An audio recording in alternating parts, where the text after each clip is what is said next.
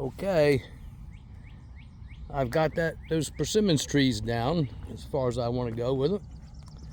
And persimmons wood is very, very heavy.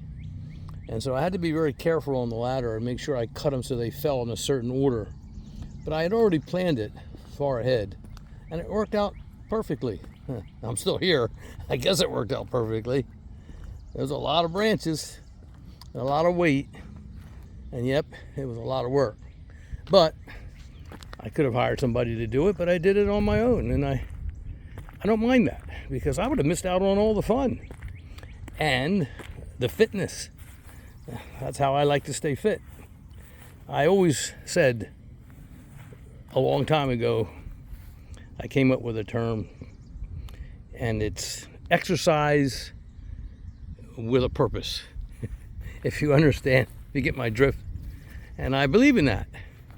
I like exercising once in a while. I mean, you know, that kind of thing. Regular, you get on a little bike thing and you go, you know, and lift up some weights and things. But you know what? The best kind of exercise, honestly, is staying busy and having exercise with a purpose, a real purpose. So I never, ever let an opportunity slip through my fingers when I can get to work and get something accomplished and stay fit. Okay, let's work it this way, and I'll show you what I did today. There's always a lot of work to do around here. Let's go on over to the orchard. What I call the orchard. I said the other day, some figs, okay? What constitutes an orchard? 1 tree, 2 trees, 5 trees, 10? I don't know. I probably got 20 varieties still in the yard here in the ground, at least. And quite a few trees here on the side of the house there and in the back of the barns. It's enough for me to keep me busy. Too many, actually, sometimes I think, but I love every variety that I have. I love them all. And they're all time proven, all workhorses, and all worthy of being in my collection. So now where are we? Okay. Let's just go over here. Ta-da! Look at that. Isn't that great? That was that gigantic Saijo persimmons tree that I've shown in my videos 675 times. And now it's less than half the size. If you'll remember in one of the shorts that I made today, I said I was going to cut that tree in half, and I did. And you just saw what everything came off of it. A lot.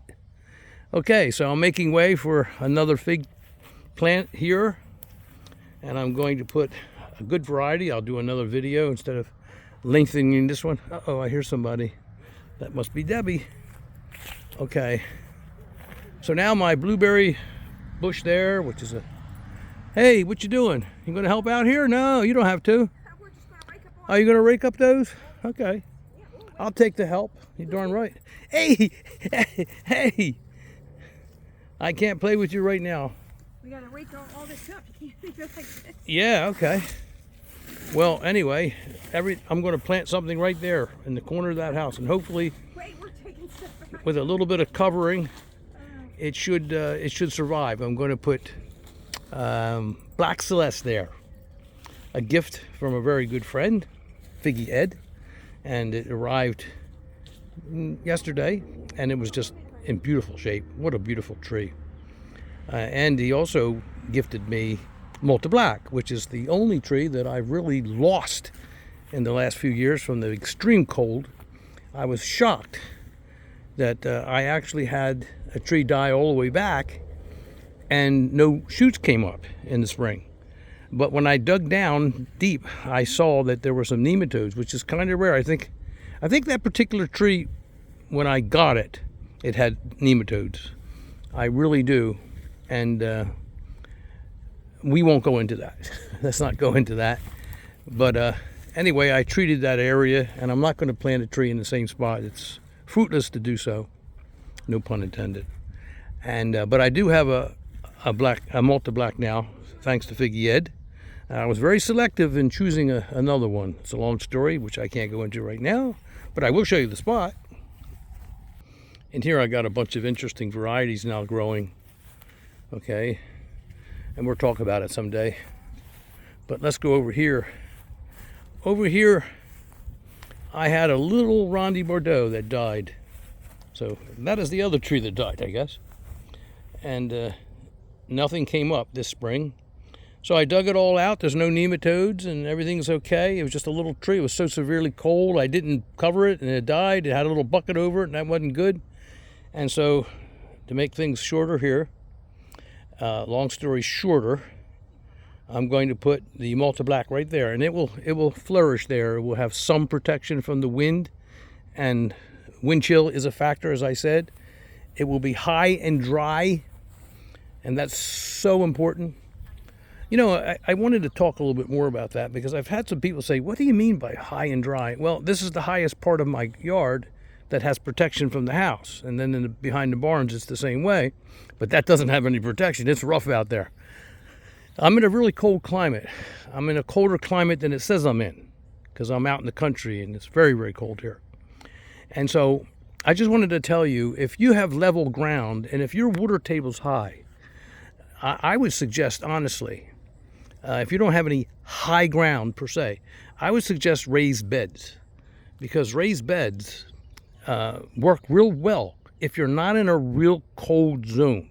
If you're in a cold zone like me, raised beds don't help either, because the raised bed actually freezes over much more easier. Did I say that right?